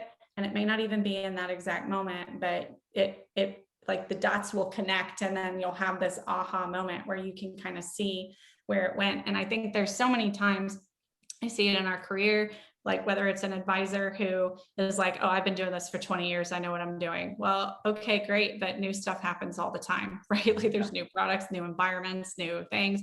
And I think when you get to that place where you don't approach life with a beginner's mindset, you lose out on so much that makes life miraculous. So that just sort of, like I like to surround myself with people that I could describe as a humble badass. Right? Because like they're killing it, they're doing the thing, but they're doing it with humility and from that place of, I need to learn, right? I'm constantly learning how to be better at whatever it is I'm doing. And to me, those people are always the most interesting to talk to because they have insights that you don't get if you don't approach life that way. So I think that approaching life with a beginner's mindset in all aspects, even areas that you think you're an expert, it just, I don't know, you discover new things. Life's more interesting that way. A good way to do that. That's great. A great way to do that too is to ask that question, and Greg said it too, and I use it often, is what are my blind spots? And it's so hard to do that for the first couple of times. And then like for me, it's like a natural high. It's like, because when someone tells me something, I'm like, whoa, it's like I was missing that. And like I can't wait to go and tackle that challenge. So it's one of my favorite things to do in even work meetings. I'll just say it in front of 50 people. It's like, okay, what are my blind spots? What am I missing? Because somebody here sees something that I'm not seeing. So I would love for you to tell me. And the amount of feedback you get is, but you have to be ready for it. And so you have to prepare yourself. You have to actually really want the answer. So there's another question that I like to tie into that as well, because I think it feeds right on it. What do I think I know that just isn't so? Ooh. Right? Because I think that's where we trip up, right? We start building belief systems that aren't right, or we think we've done the research and we've missed something, right? It goes to the blind spot, right? But it's that conviction about something that might be wrong where you really get hammered, right? Because when I think of a blind spot, to me, that's what you said, like, what am I missing? But that question is, what do I think I have a grasp on that could be wrong? Yeah. That's just a dirty spot. Yeah, that's not always the fun one to go through, right? Well, and you know what's sad is that we've all been there. We've all seen yeah. people. We've seen people are like, no, they're wrong. Like, that's not right. And They're but how many "Oh, help you." people, right? But how many people have gone up to that individual and just like, look, hey, we gotta have a talk. And that's on us as individuals, as a tribe, as a community, to also go up and have that within us to say that same thing, because we've all seen it, and it's hard to go up. We're like, hey, yeah. That's where the quality of your friends really shows up, right? I don't want friends who are just going to tell me I'm great all the time. Like, that's nice and it's pleasant, but it's also not real. Like, you have a good friend when they say, hey, this is coming from a place of love. But I was going to say place of love. Absolutely. Check yourself, right? Right. I feel like I'm fortunate. I have two people who do that for me in my life on a regular basis. One is Mike, and then one is my business partner, Eric. And thank God they do it very gently, right? Like, have you considered that? Right. But you might want to, but they both will have the hard conversation when it needs to happen. And I can tell you, like, I value them so much, because not everybody will have that conversation with me. Well, Mary, the second question that we ask everybody is a little bit of a scenario. And so bear with me as I tell this story. So hypothetically, or maybe in real life, the Live TPG show, The Pursuit of Growth, is going to create a time capsule. And we're going to ask all of our guests to write down something and put it in there, so that when we dig it back up in 10 years, you will read it and it'll make sense. So what would you write to your future self, and that you would hope to open up and read, and it makes sense to yourself 10 years from now? That's a really hard question. Can I ask what your answer was before I answer that? Well, everyone's answer is different, Everyone's right? been different. And so the question kind of stems from, how often people said, hey, what would you tell yourself 10 years ago, right? That question gets asked a lot. So we wanted to reverse it. What would you tell yourself 10 years from now? So what advice would Mary today want to share with Mary in 10 years? Time traveler. You get to see yourself. Oh my gosh, that's so hard. Like, it's so easy to think about that in reverse, right? Because there's things you've learned that you want to convey. Honestly, I mean, I know this is kind of a weird one, but like, maybe don't let your ego rule your decisions, right? Or like, just a reminder to keep operating by my own scorecard instead of somebody else's. Because I have a tendency, right? I'm competitive. That's a big part of who I am. Like, I like competition. I like rankings. I like, to compare, like, how do I live up to this? And I think that can be, like, in the balcony, that's a great trait, right? In the basement, it's really bad, right? And so, like, especially when I was younger, but sometimes even now, like, one of the places that Mike will, like, have a conversation with me is he'll be like, that's not really you. Like, what is happening right now that's bringing that out? Because I'll start getting competitive, whether it's like socially competitive, whatever it is. And he's like, that's not, like, the decisions you're making don't match the things that I know are important to you. So I think that reminder, because 10 years down the road, like, I hope I'm more successful, right? In all aspects of that. I hope I'm a better mom. I hope I'm a better wife. I hope I'm a better business owner. I hope financially I'm able to bless more people. But I think remembering the motive for what you're doing is key, right? Because there's a lot of people who give charitably and they do a lot of good, but they're still doing it for the wrong, like, they want the recognition, right? As opposed to the impact. And I think that's where, like, significance is one of my traits. And in the balcony, I want to make a difference. In the basement, that's all ego, right? That's hard to say, like, knowing people are going to hear this, right? Like, that's the thing I keep going back to, right? Fear and love. Fear is all ego, right? Yeah.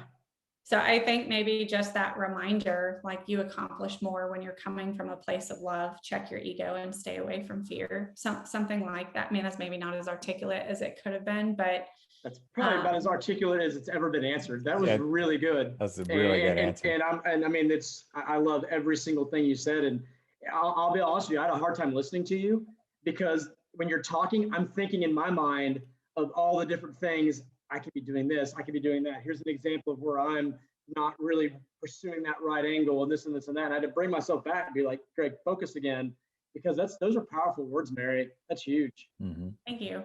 Well, I mean, here's the thing too. Like, I think you guys are doing it, right? I mean, you're teaching people how to grow. And what happens when people grow is that they become more generous, right? Mhm. With their time, with their emotion, with every aspect of themselves, right? And it's not about losing boundaries. It's about like clarity of what you can give. And I feel like, I mean, this has been true like for the entire time I've known you guys, is that your focus on making the world a better place and the things that you can do to directly impact our community. And I say community, not just the people that you help like immediately and then come in contact to, but like, think about what you're doing. Like this whole movement, this pursuit of growth, like there are no boundaries on this, right? Like earlier you said like nationwide, worldwide, like think about what you're doing. Cause you have no idea who listens to the podcast, right? Mhm. Or who's going to catch a nugget that just, it changes the entire trajectory of their life. And it is so rare that anyone comes back and says, thank you for that. Right. But I think like just rest in the knowledge that that's what you guys are doing, because you're a world changer, you're life changers, right? Like, and it's so cliche, like changing the world one life at a time, but that's what you guys are doing with everything that you're doing right now. It's here's what I've done and now I'm going to teach it. And I don't think you get to see the direct impact of what that does, because I think frequently people don't even realize how it's impacted them. So the ability to come back and say thank you isn't always there, but it's happening. Well, you guys are doing it. That is super sweet. And I can tell you that really makes me feel good. Thank you for saying those words. I wouldn't say it if I didn't mean it. You know that. Yeah. This is going to sound so dumb, and this isn't blowing smoke, but that's probably one of the nicest things anyone's ever said. Yeah. That's pretty cool. It's hard work. Growth. Yeah. That's the hardest thing you can do is grow. Yeah. And it hurts and it's messy. And, but I tell you, it's the greatest thing. So can I share one more thing with you guys? Absolutely. I'm going to pull something from right over here. I love show and tell. You can easily see this. So for people who might just be listening, it's a glass snail, right? So this is something that I keep on or near my desk 100% of the time. And when I have friends who are going through hard times, I try and find them a decorative snail on Amazon and send it to them, because I remember going through a particularly hard time in my life. And my grandmother said, just be a snail. And I was like, what are you talking about, Grandma? Like, I'm like, are you getting dementia? What are you losing it? You've been so like here and present.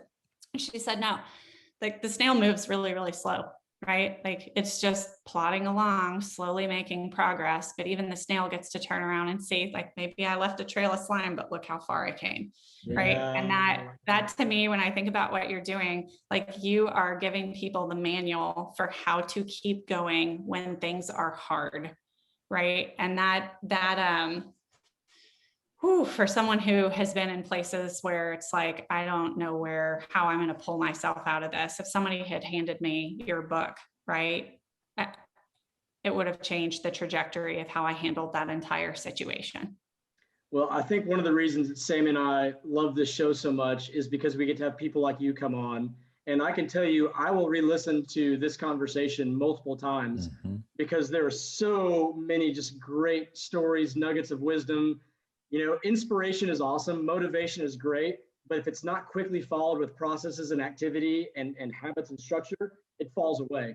And so your story and the things that you talked about this is a gold mine. And so I'm so excited for people to be able to hear this conversation. And this actually leads perfectly into, I think, what is Sammy and I's favorite part of our show and the hardest part. Because we now take our notepads of all these notes that we've taken from our conversation and we share 3 things. So historically, I cheat and I'm like, I can't do 3, I'm going to do 10. I try and make Sammy him do 3. Yeah, So Sammy and I 3. talked like, Greg, it's 3 for a reason. You can't keep cheating. So I'm going to try to come up with 3 things. And so we'll go back and forth. But Sammy, do you want to lead off or do you want me to? Greg, I think I always go first. You can go first this time. Okay, I'm going to go first. Well, there was something that actually you said just in passing in the middle of our conversation that then you actually revisited recently, and I started. But you made the comment, we judge ourselves by other people's scorecards instead of creating our own. And then you talked about the balcony in the basement. And yes, competition can be very, very good in some things. However, we are believers, Sam and I, we talk about this a lot. Comparison is the thief of joy. Oh, yeah. And so that does not mean that competition is a bad thing, but you need to create that competition. So you're on a sales team and you want to be number 1. Well, stop worrying about everyone else in those rankings. What's it going to take for you to be number 1? You make your own scorecard, and that's where you judge yourself. And you don't judge yourself by other people, and you stop that comparison to all these people. And if you can accomplish that, man, it just eliminates so much excess stress from our lives. So I love that you said that, but and again, it takes what I say of comparison is the thief of joy. I love how you added create your own scorecard. That's genius. I'd like to take credit for that, but that's actually my friend Jen Carter. She pointed out I was doing that and told me to create my own. So I got to give credit where credit's due. I'd love to take the credit, but that's not mine. Well, you shared it on this show, so thank you. Yeah, absolutely. So one of mine is that as we're thinking about it, like I love that you gave the visual cues that you did, because this isn't going to make sense unless I frame it. Find somebody with the baseball bat. And that's what I think that a lot of people need right now too, is we're at a time, at least in history now, where we have more comfort and where we have more opportunity, more chances to not seize those opportunities, but find someone that can swing that baseball bat and shake your world up to give you that reality and even that hard truth. And don't be afraid. Go towards it. Seek that discomfort. There's actually a YouTube channel that I watch that they do a whole line of clothing, literally called Seek Discomfort. And I've always loved that about them. But find your baseball bat, right? Find the person swinging that bat, because I think a lot of people will find more out of those type of conversations, and not with malice, but it can't be done with malice. Go to the people that just have that way about it and give you that cold hard truth, because I think that we're so used to getting advice and receiving advice the other way around, that it might shock some people into some action. Love that. Prepare for the battle, let God handle the outcome. I love that proverb, and I don't know if I recited it 100% correct, but again, do the work, put in the effort, but ultimately take solace in the fact that God's in control of that outcome. And a comment you made when you were telling that story is oftentimes the outcome that happens isn't even what you were expecting or even thought was going to be possible, but it's interesting how life can take you in a different direction. And so to trust in that is, I think, very powerful. So I loved hearing you say that. Well, as a control freak, that one's really important to me because I don't control the outcome. And I got to tell you, that one, I read that and I was like, oh, that's a relief. That's not my responsibility. I have to do the work, but the rest of it's not my responsibility. Yeah. One of the other ones, it was this in passing you mentioned too, was you said, I'll figure it out. And and I don't even remember exactly the right place. I'm going to go back and watch exactly where you said it, but that's literally the phrase that I wrote right here was, I'll figure it out. And I think oftentimes a lot of people go back, and it kind of goes back to the baseball bat, but a lot of times people would say like, I need someone to help me figure it out. But I think that you can do it on your own, and you need to try on your own. You need to step outside of yourself, but keeping that key phrase, like, yes, you can figure it out. And the fact that you're telling yourself, I will figure it out, is a better mindset and a better place to come from than I need help all the time. Because how many times do we have to Google someone for somebody? And you know, it's always that first instinct, like, did you turn it off and turn it back on again? Did we have that turn off your computer and turn it back on conversation right before this? Not at all. Yeah. So anyway, but I love that phrase. You just mentioned it in passing. It's like, I'll figure it out. And it was a story about when you were struggling. It really hit home with me. Well, my third one is I'm going to cheat a little bit. It's a combination of shut up, Linda, because I just like right now I'm just in the midst of really naming that inner voice and just the benefits that that's had for me of silencing that critic in my head. But one of the things that I think is going to be a big theme that comes out of this show is come from a place of fear or love. Where are you coming from? And how you talked about fear is all ego driven, love is service to others. And when you really, really get to the root issue, the root of where you're coming from and where you need to be, I think having that open, transparent conversation with yourself, or to your point, having a coach that is doing that exercise with you and challenging you, okay, in that phase, where were you coming from? Oh, damn it. You know what? I was coming from fear and look how I responded. Okay, now how can we take that and shift? And moving forward, how can we change that to come from a place of love? What does that look like? That's powerful. And I've always understood that philosophy. I've never necessarily just heard it phrased that simply. And I think that's really powerful. And that really, really connected with me. Where are you operating? Fear or love? Yeah. All right. I'm going to cheat because Greg always gets to cheat. So I'm going to say 2 combined in one. I always try to hold him accountable to that, but I'm going to cheat. So I'm a cheater. One of the things that I remember exactly where I told Greg this when I read the book, Fail Forward, but we were sitting at the common table in Uptown. We were sitting against the wall, and I think it might've been the first or second time we'd done that. We had just left a flight meeting. It might've been one of the times that we were doing some flight stuff back in the day. And yeah, I just read Fail Forward, and I told him all about it. And I was just like, this is probably not going to work in this current iteration, but we're going to fail, and we're going to fail fast, and we're going to fail forward. And I just remember that was one of the areas in which I really started to use that phrase quite a bit. The second thing that I'm going to combine is that snail analogy that you just gave, because you said, right, act like a snail, right? Keep going, right? Just keep going. Doesn't matter how slow you're going, just keep going. But the part that I love the most about that is you said the snail can look back and see the progress by the slime. So what I like about that is that it's not always going to be clean and pretty. Go back and look at the slime, and hey, that's your slime. Look at your progress. Probably because you're leaving it behind. Yeah. So those are my 3.5. 3.5. Well, Mary, where can people find you online? How can people connect with you? If people want to reach out and say, gosh, we listened to you on the Pursuit of Growth podcast, and we have to get to know the wealth woman, Mary Lyons, where can they find you? Yeah, so it's really easy to find me on Instagram and Facebook. My handle is @TheWealthWoman, no spaces, no underscores, all one word, right? So just @TheWealthWoman. That'll bring you to my Facebook page. That'll bring you to my Instagram.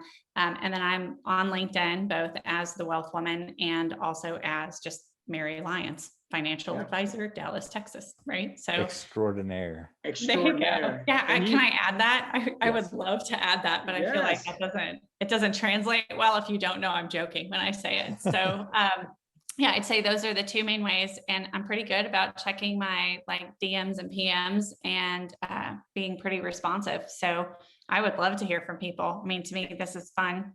And you have an excellent podcast yourself. It's really, really excellent. So where can people find the podcast? Yeah, so our podcast is the Big Wealth Podcast. Our company is Benchmark Income Group, and the initials are BIG. And so it's the Big Wealth Podcast. And I do that with my partner, Eric Alexander. Very cool. Well, Sammy, you want to tell people how they can connect with TPG, the Pursuit of Growth? That's right. So you can find us on our website. It's the home for all things that we do. Greg produces amazing blog content. He's referenced a couple of those here tonight. You can go on there. It's thepursuitofgrowth.com or livetpg.com and sign up for our newsletter to get all those tidbits, tactics, tools. We have all the different social medias. So if you look up The Pursuit of Growth or at Live TPG as handles, you'll find us there. You can follow Greg W. Brinkley on most channels as well, or Dallas 852. I'm still working on that handle. We'll see how it lasts. But you can find us there. Just go to the website. You can find everything there. Sign up for the newsletter, and you'll get all the videos like this that'll come out here soon. Shameless plug, buy the book. Exactly. Oh, yeah. Product placement right here. I love it. Always. So the Pursuit of Growth book is available. Just click there on the website and then send one to a friend. We have a lot of people that have purchased them for other people who never knew about us or know about our story. So again, it's a roadmap, it's actions, it's a way to live your life pursuing growth. So that's where you find us. Well, Mary, I had very high expectations about this conversation today, and it exceeded every single one of them. So thank you so much for hanging out with us tonight. I'm not going to ask you, I'm going to tell you that you have to come back on again, because I feel like we just scratched the surface. Yep. And I think there's so many more things that we can really dig into. They're going to be really fun to talk about. Oh, I love this. This has been so much fun. It was good to reconnect with you guys. And I got to tell you, like, I'm paying attention to your interview style. I'm like taking notes. I'm looking through this. I'm like, I'm going to be a better podcaster just because I was on your podcast. So thank you guys so much for having me. This has been great. Absolutely. With that, live the pursuit of growth. Peace.